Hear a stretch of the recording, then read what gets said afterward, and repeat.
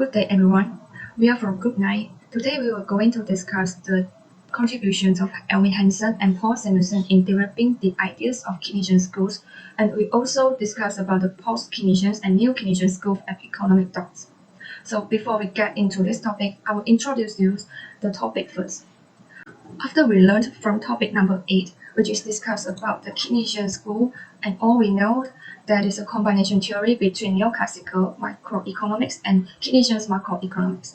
But in this topic, we will talk about the development since Keynes, and it will come with two different reactions to Keynesian ideas, as some of the economics will support it to Keynesian school, but that is also appear some opposite ideas.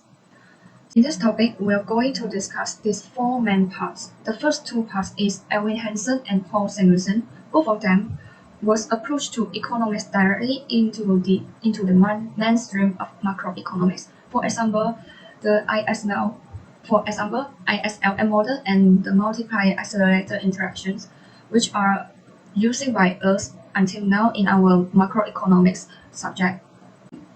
Next is post-Keynesian economics. It opposed to Keynesian theory, and it is content that contemporary neoclassical synthesis.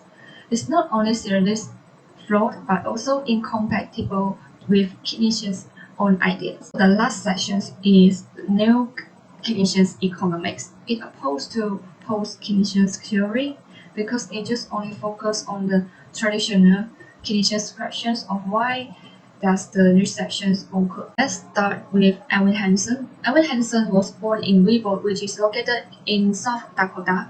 He attended high school at Salesforce Academy, then enrolled at Yangtong College. He graduated in 1910 during his pre-U study.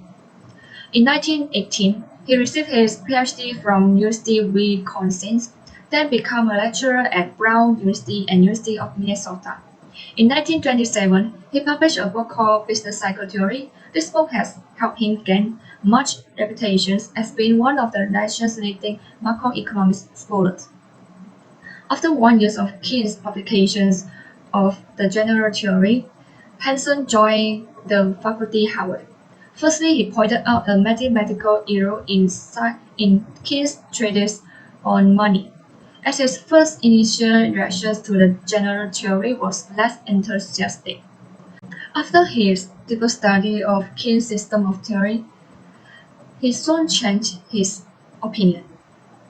He started to work with his students to make Keynes work, and his policy implications the central focus of their fiscal policy seminar. So several of his students attending the seminar have become the prominent contributors. In 1941, he published Fiscal and Business Cycle. It is supported to Keynes' analysis of the macroeconomic problems. He endorsed active and continuous policies by government to stabilize the economy. Due to his strong advocacy of government intervention to promote full employment, people call him as the American Keynes. Now Hansen books was translated into one to more languages, totally 29 translations. A guide to Keynes became familiar in graduate students because this book had helped the graduate students to get more understanding into the Keynes general theory. So they are the students of Hansen to help Hansen in the Keynes work and also contribute in the fiscal policy seminar. So that's all from the first part. The next part will continue by Paul E. Thank you. I am Paul E, match number 27196. Now I will continue to the Heath-Hansen synthesis. We will look at the background of Sir John Heath first, then we will move to the Heath-Hansen synthesis. Heath was born in Warwick, England. Heath was educated at Clifton College and Balliol College. He lectured at London School of Economy and Political Science in Cambridge and became professor at University of Manchester. His contribution was the Heath-Hansen as ISLM model. In 1972, Heath was co-recipient of the Nobel Prize in Economic Science for his pioneering contribution to general equilibrium theory and welfare theory. Now we will move to the Hansen synthesis. 1 year after publication of the journal theory, he published Miss Keynes and the classes, a suggested interpretation. He pointed out that Keynes' theory of the interest rate and income were indeterminate. As you can see in the graph, Keynes viewed the interest rate determined by liquidity preference and money supply. Liquidity preference is money demand. Now we continue another graph. The interest rate is determined, so we will know the investment level. It correctly notes Keynes' liquid preference depends on the income level. For example, at higher income level, people decide to hold more money to buy the graded goods and service. Therefore, we can know income level is depends on the interest rate through investment, but the interest rate depends on the income level through liquidity preference, which is money demand. Then he suggests a way to resolve the interminacy, and they developed a unified economy model. The model is synthesized the Keynesian and neoclassical perspective. So in today, we refer to Hansen synthesis is ISLM model. In the next session, I will extend the ISLM model in detail. I will continue with the IS curve. There are 4 graphs in this slide to demonstrate the derivation of IS curve. We will begin with graph A. In graph A is the investment demand curve, which indicating the inverse relationship between interest rate and investment. As you can see, point A1 is on the curve. Then interest rate is I1. So the investment is caterpillar letter I1. Now look at the graph B. It's the 45 line. Enables us to measure investment vertically and horizontally. From point A1 to point B1 are directing a line outward, which transfer the investment I1 from the horizontal axis graph A to the vertical axis graph B. Take a look at this graph C, which show the Keynesian saving function. For example, when income increase, the saving level also increase by a fraction. What is fraction? This fraction is the slope of the saving function and is Keynes MPS. From this, we can understand how the equilibrium income Y1 occurs at point C1, because in point C1, the investment I1 is matched by saving S1. Next, extending the line others downward to graph D, we establish point D1, then connecting D1 and D2, so we can if the IS curve. In the graph D, IS curve represents all combination of interest rate I1 and income level Y1, in which pen investment equal pen saving in good market. Right. Now let's look at the LN curve. The general techniques for deriving the LN curve is similar to the IS curve. So we begin with graph A, which relate the interest rate I1 to the LS1. Speculative purposes. LS1 is we observe that people will decide to hold money for speculative purposes. For example, at low interest rate, people will hold larger money for speculative purposes and few bond, because the expected rise in the interest rate will cause the bond price to decrease. If the interest rate increase, it will create a capital loss for those holding bond. If you look at the graph B, you will see the graph is the total money supply. We have determined LS1 speculative purposes as well as LT1. LT1 is the amount people decide for buying goods and service. Well, by extending a line outwards from point A1 to point B1, we observe that LT1 is money for transaction purpose. We get LT1 from M minus LS1. Hence, the transaction purpose LT1 will support income Y1, as shown by point C1 in graph C. Next, we drop a line vertical from point C1 and extend a line horizontally from A1 to point D1. Point D2 are similarly derived, and the locus of point D1 and D2 constitute the LN curve. So in graph D, the LN curve indicates all combination of interest rate I1 and income level Y1, which money supply equal money demand in money market. As you remember, we are concerned with the Hansen synthesis as ISLM model. So in the graph, show the equivalent interest rate I0 and income level Y0, which are determined the IS and LN curve, intersects in good market and money market. On the other hand, Hansen and others demonstrate that it's easy to add government spending G and taxation T to the ISLM model. ISLM model also used to analyze the interest rate and income effect of alternative fiscal and monetary policy. G is at to the investment level, while T is at to saving level. Next, from this slide, we can understand why fiscal policy shifts the IS curve. This is because change in spending will change the income level at each interest rate. Effectiveness of fiscal policy depends on elastic of LM curve. If highly elastic IS curve shift forward will increase income without causing a substantial rise in interest rate. Besides, monetary policy shift the LM curve. If investment is highly inelasticity, the IS curve also will be inelasticity, and interest rates decrease will have little effect on investment and income. Next, I will proceed stagnation thesis.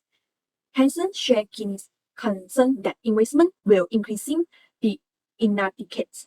Then Hansen reasoned that the productive and capital of economy increase with addition, new capital, and improved technology. In order for income and output to rise at the same pace, new investment spending must grow.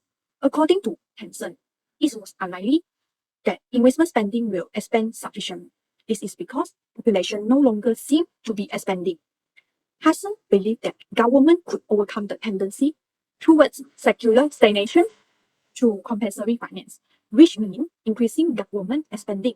As a result, U.S. experienced strong economic growth, growing Hansen expresses of thesis. Next, the component of effective demand is A equal consumption plus investment plus government plus export minus import. According to Kit Hansen synthesis as the ISLM model, and G and T, which means government spend more money and cut tax through fiscal policy to solve unemployment. Then IS curve should rise, interest rate and income increase, demand for goods and service up, production increase. Company need to hire more employees, unemployment down, AD rise, and stimulate growth in the economy. That's all from me. I will pass to Zaki. Thank you.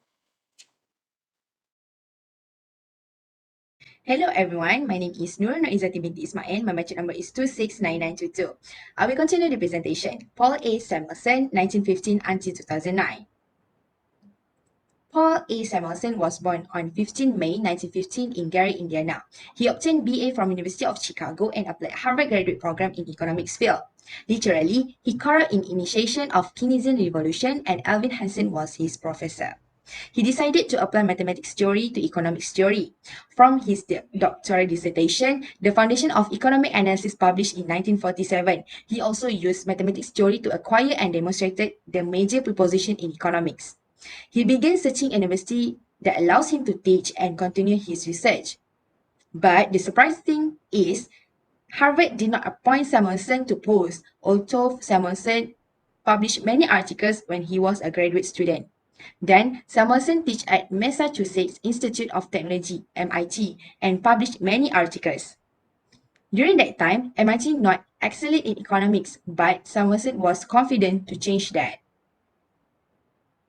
Samuelson published many articles that numerous and highly mathematical in the most reputable economics journals. He was not an empiricist. In fact, he labeled himself as interested to develop theory rather than do a try of it. Then, he was suitable to be placed in the subject on mathematical economics and welfare economics. His articles include diverse topics which are consumer behavior, linear programming, capital and growth, economic methodology, the history of economic theory, welfare economic, public expenditure theory, national income determination, and fiscal and monetary policy. Paul A. Samuelson, known as founder of modern economics, in 1948, his textbook, namely Economics, was categorized as innovative works in basic of microeconomics and macroeconomics. His textbooks, economics, still used by all the students that taken college economics even though it was no longer dominant at that time. Thus, Paul A. Samuelson was stated as the first American economist in 1970 to be awarded Nobel Prize. The multiplier accelerated interaction. Samuelson published 2 papers to identify this interaction in 1939. These were known as Foundations of Modern Business Cycle Theory. No new idea taken singularly. Kant derived the notion of multipliers, and Keynes applied it in main aspects of his theory. In 1917, John Maurice Clark talked over the principle of acceleration. He debated that the fluctuation output and capital goods prices are greater than consumption goods. Although the consumer goods demand increased, the marginal rate of growth still imparted back to the acceleration of capital goods. So, the final goods and the capital goods will decline. There is interaction awareness by Alvin H. Hansen. He suggested to Samuelson to use Samuelson's mathematical skills to expand the ideas by different equations. MPC size and accelerator coefficient determines a change in income. Determination of the multiplier and latter is change in investment spending supported by the change in rate of income growth. Depending on the multiplier and accelerator, investment and initial autonomous investment will increase and produce variety outcomes and create no income to exist. This interaction also illustrates the cyclical fluctuations in economic activity, which is investment to income. Increase in autonomous investment and income will increase through multiplier, which is autonomous investment will times with multiplier, which is 1/1 minus 2 MPC. Induced investment increasing through accelerator, which is V times with change in income. Finally, there is an increment in aggregate demand and income with a large amount. Next, income determination. The formula is Y equal to C plus I plus G plus X minus M. From this income equation, we can derive 5 functions. The first function is consumption function. The formula is C equal to A plus BY. Then, we add the tax function in consumption function, which is T equal to T now plus dy. After we add the tax function into consumption function, the formula will be C equal to A plus by minus bt null minus bty. The second function is investment function with accelerator notion. I equal to I null plus zy. The third function is government expenditure function, G equal to G null. The export function, X equal to X null. The import function will be M equal to M null plus My. Substitution into basic identity Keynes. The income equation is Y equal to 1 over S plus BT plus M minus Z times with parenthesis A minus BT null plus I null plus G null plus X null minus M null. 1 over S plus BT plus M minus Z is the complex multiplier which affects the income equation, while A minus BT null plus I null plus G null plus X null minus M null is an autonomous spending. Indications: Y is income equation. S equal to 1 minus B is marginal propensity to save. Small bt is marginal propensity to consume times with marginal propensity tax. Small m, marginal propensity to import. The last one is small z is marginal propensity to invest. The national income will increase by the multiplier effects. So, the economics uncertainty will be captured by pre-Keynesian theory of acceleration. Cyclical fluctuations will be happen if there are capability of multiplier and acceleration. For the complex multiplier, if the small STM are higher, the multiplier will be smaller. If small z and I null are higher, complex multiplier will be bigger. Phillips curve. This curve by Samuelson and Solo, 1960. The Phillips curve is the button of possibility between different degrees of unemployment and price stability, which is inflation. There are other contributions by Samuelson. Firstly, efficient markets theory, which is complete market information. Secondly, there are factor equalization theory that talk about the product mobility. Thirdly, there is a comparative static statistics, and this topic talk about the supply and demand do not have tendency to move away. After that, there is a public expenditures theory, which is talk about the consumption externalities. Lastly, the reward preference theory, which is consumer preference. That's all from me. Thank you. Hello, sir. My name is Hasraf bin Abdurrahman, metric number 270076. So I will present about the post-Keynesian. Thanks to Samuelson and others, mainstream economics come to include Keynesian principle of macroeconomics, written upon neoclassical principle of microeconomics. Not all scholars of Keynes accepted this neoclassical synthesis. Some denied both the ISLM interpretation of Keynes and standard microeconomics. Post-Keynesian economics contended that the contemporary neoclassical synthesis is not only seriously flawed, but also incompatible with Keynes' own ideas. The post-Keynesian are a small yet diverse group of economists. The chief among these post-Keynesian critics was a group of economists at Cambridge in England, including Piero Straffa, Nicholas Caldo, Joan Robinson, Luigi Pesanetti, John K. Galbraith, and Sidney Weintraub. Many of the post-Keynesians drew heavily on the work of Polish economics Michael Kalecki, who in 1933 had offered a Keynesian-like theory of total employment prior to the general theory. Research by modern post-Keynesian scholars can be found in the Journal of Post-Keynesian Economics. The post-Keynesians are a small, yet diverse group of economists. Some of the ideas of each individual within this paradigm differ from those expressed by others. Nevertheless, we can discern several basic tenets or major tenets of the set of the ideas. So for the first major tenets, is a neo-Ricardian view of production, value, and distribution. In 1916, Euro Straffa published Production of Commodity by Means of Commodities, a prelude to a critique of economic theory, which reconstructed Ricardo production and value theory in a modern form. According to Straffa, the pattern of demand for various products does not affect the pattern of price. Rather, it affects only the scale of output in each industry. The real value or price of the goods depend on the share of other commodity necessary to produce them.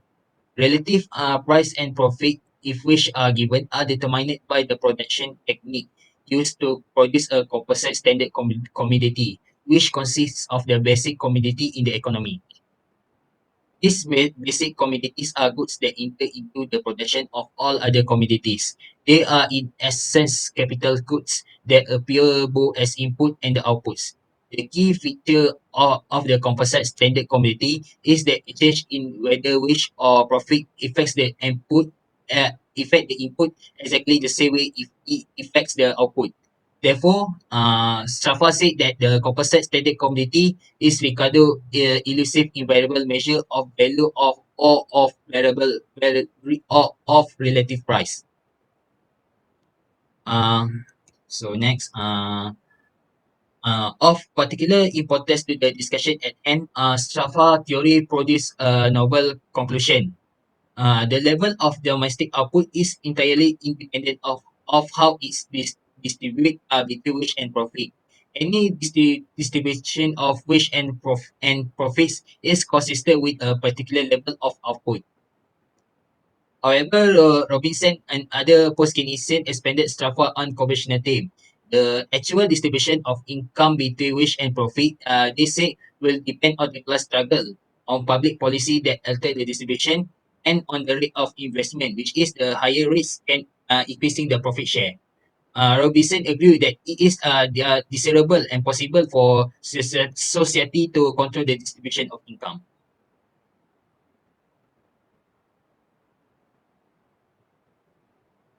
So for the second major tenant is markup pricing. Markup pricing price are set by the oligopolistic corporation. This firm finance investment largely from retained profits. To achieve the desired level of profits and therefore realize their investment plans, oligopolies set price above current costs. Price therefore do not reflect current demand condition. Rather, they reflect the fund's requirement for the planned investment expenditure the firm considered necessary if it is to adjust its capacity sufficiently to meet expected future demand. When costs rise, firms increase their price to maintain their markups over their costs. So the third is the endogenous money. Post-Keynesian regard the stock of money as being essentially endogenous to the economy, changing in response to change in the level of wage. The needs of trade dictate the supply of money.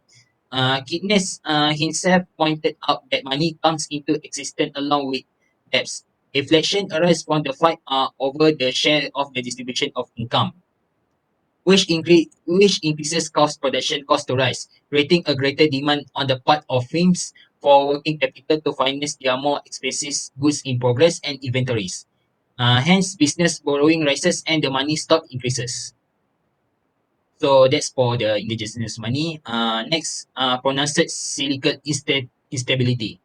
The economy actually is inherently unstable. Investment must grow sufficiently to keep national income and output growing at a steady rate. Because of periods of alternating environment of business optimism and pessimism, it actually often does not.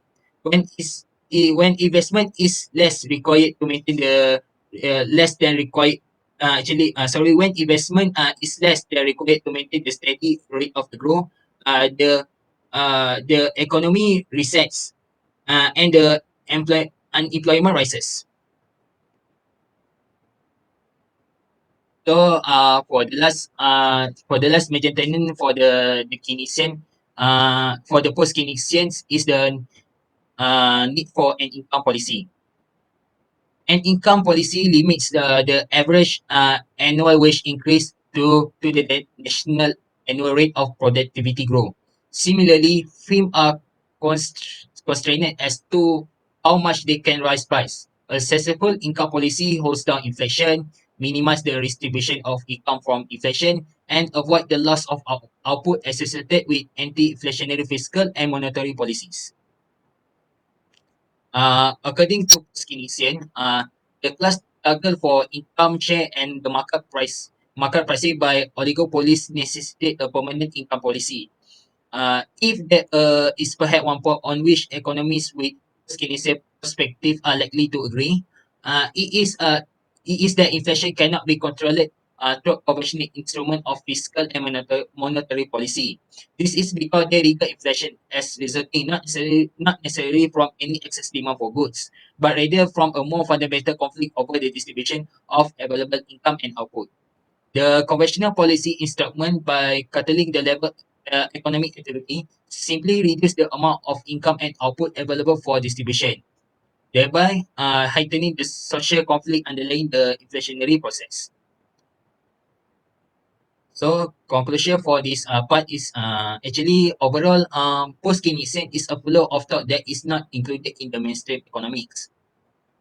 This is because post-Keynesian has many weaknesses in terms of methodology used where firstly, the methodology and economic model used are different from the mainstream thinking that they take in a complexity in the real world of the analysis. Second, they also do not have an aggregate economic model which combines all the model presented. And lastly, some policy are difficult to implement. So that's all for the post-Keynesian. Next, Manyi will present about the new Keynesian. So thank you. Good morning, sir and dear friends. I'm Siomani, matrix number 271453. So I'm going to continue the new Keynesian economics. Okay, most of the modern Keynesians reject the new Ricardian value theory of the post-Keynesians. They also reject the income policy that in the post-Keynesians because they felt that the policy did not show good result in the arcade resources and also did not show a success of wage and price control in reducing inflation. So New-Keynesians focus on the traditional questions about why recessions occur. So why this happened? it's because when AD decrease, real output will decrease because demand is low, right? So firm will produce less. So when real output decrease, unemployment will increase because the price level and nominal wage are inflexible downward. Okay, now I will talk about the price and nominal wage are perfectly flexible. So the initials is at the point A. So when AD1 decrease to AD2, AS remains. So you find out the new equilibrium is at point B. So from point A to point B, you will see the price level decrease from P1 to P2, and the real output also decrease from QF to Q1. So the lower price level and greater unemployment rate will allow the producers to reduce nominal wage and to keep real wage constant. So when the nominal wage falls, so the aggregate supplies will move to the right, QF2. So here is the new point at point C, and the real output will from Q1 back to QF. So economy is self-correcting and no need government intervention. So now we will move to the new Keynesian inflexible price and wages. So aggregate demand fall from 81 to 82. Economy will move to point A to D, and the real output will fall from QF to Q2 as wage are inflexible downward. So the low output and high unemployment rate. So government need undertake an expansionary fiscal and monetary policy to increase aggregate demand so that the real output from Q2 here will back to QF. So here I have 6 new Keynesian economics that explain the downward price and wage rigidly. There are 4 explanations for downward price and wage rigidly that I will discuss later. Let's look at the first one, menu costs. So menu costs are the costs incurred by the firm in order to change their prices. And here is the example of menu cost. So a restaurant menu has to be printed, and once it's printed, it won't change every day. So if keep changing the menu every day, the cost will be too high, right? When the menu keep changing, customer will feel back to the restaurant. So from in oligopolistic industry must be concerned that unilateral price reduction will cause the competitors people cut. So when aggregate demand in the economic demand, price remains fixed at this sort of time, output and unemployment rate will fall. Next, we will look at the formal and implicit contract. New-Keynesian economics point out unions often sign long-term contracts containing built-in nominal wage increasing. It means that when aggregate demand fall unexpectedly, they will fire the workers and not to cut the wages. So unions either prefer layoff for a fee rather than wage cut for many. So non-union workers, they are under implicit contract which are informal agreements. So during the period of slack product demand, we will maintain the nominal wages. This actually brings benefits for firms, like firms can attract more higher quality workers. So if formal and implicit contracts limit the workplace, then deny the aggregate demand, so unemployment rate will increase and the wage will not drop. Efficiency wages. So efficiency wages is an above market clearing wage that minimizes the wage cost per effective unit of labor service employed by the employer. So efficiency wage is higher than market wage pay. It is encourage workers to increase their productivity and lead higher output. So however, when the cost of supervising and monitoring workers is high, we may find that higher than market wages will reduce their labor costs. Higher wages can increase the relative value of each worker's job. So efficiency wages have the effect of motivating workers to produce and increasing labor productivity. Labor productivity is highly depend on the wage paid to workers by firms. If wage cuts undermine productivity and cause an increase in the labor cost of the product, then in order to maintain the efficiency, some prefer to pay workers higher wage rather than lower. And workers are paid more than or equal to the efficiency wage, which prevents the labor market from creating and trust unemployment. Next one is insider-outsider theory. Insider is employed workers have some market power. while the outsider refer to those who are unable or unwilling to accept existing wage rate and unemployed. So what happens?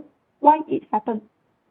Because unemployed still think that the carrying costs are too high. Besides, if the insider reject to work with the new low-pay worker, it might affect the firm's output and profit. The outsider unwilling to the existing rate even when a company are willing to hire them. Therefore, they will still unemployed and wait the AD regain the employment. So in this situation, wages will be indexible downward. That's all for me. Thank you. Yeah, let's conclude what we learned from this topic. Firstly, mainstream of macroeconomics theory. It is contributed by Alvin Hansen and Paul Samuelson. It helped update that version of the Keynesian theory. For example, ISLM model is also known as Hicks-Hansen synthesis. It helped to resolve the indeterminacy of Keynes' liquidity preference depends on the level of national income. Next, the multiplier and accelerator by Paul Samuelson. It shows the relationship between investment and income. First, the autonomous investment will increase, then later income will increase through the multiplier.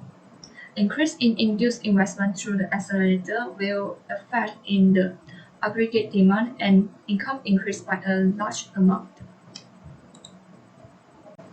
So next, it also shows an opposite relationship between Post-Keynesians and New-Keynesians economics.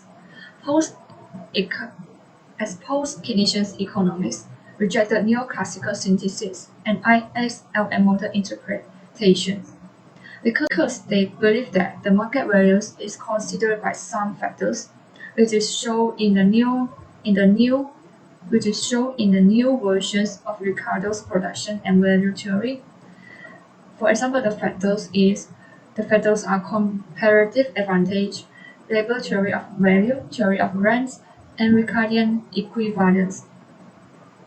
And last, the New-Keynesians rejected neo-Ricardian value just now because they stand for the traditional Keynesian questions of why recessions occur, because they believe that the aggregate demand decrease and make the real output decrease. Thus, the unemployment increase. That's why the recessions occur.